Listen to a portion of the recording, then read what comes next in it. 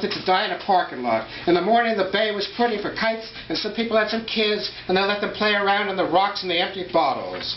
We did pretty much what we wanted. On a clear day you could see Sausalito or Oakland, and understand how Jack London lived there once, and there was plenty of land. There was plenty of land. For example, you could ride across the Golden Gate to Marin County through a tunnel with a rainbow painted in it.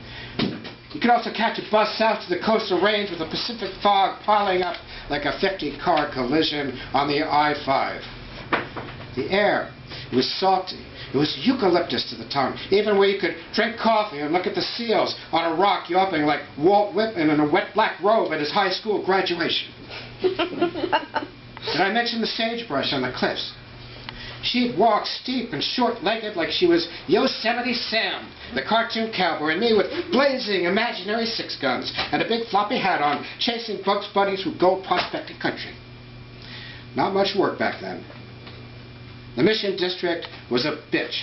We were surrounded by desperate people, foolish and shooting up in an alley or else waving a Luger at you for money, and selfish, though she had a friend in the Castro District who was high on love, and sometimes he was good for some cash. But sometimes we were flush, and sometimes those were the good times, especially when I sold blood or got a day job at a factory, getting up early, standing in the line with rhinos and other restless dudes and raising my hand when they called out my name. On those days, I'd stop for a beer, and if I had any money left, I'd bring it home.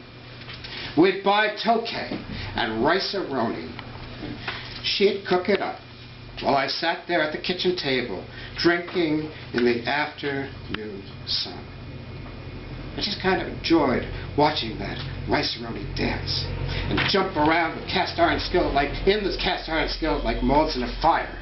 Like ranch hands doing a do-si-do with some pretty women they had miraculously found in town on Saturday night. It was big-boned women wearing earrings and silver bracelets. Those ranch hands were bound and determined to hang on to for just a few hours and show a good time too.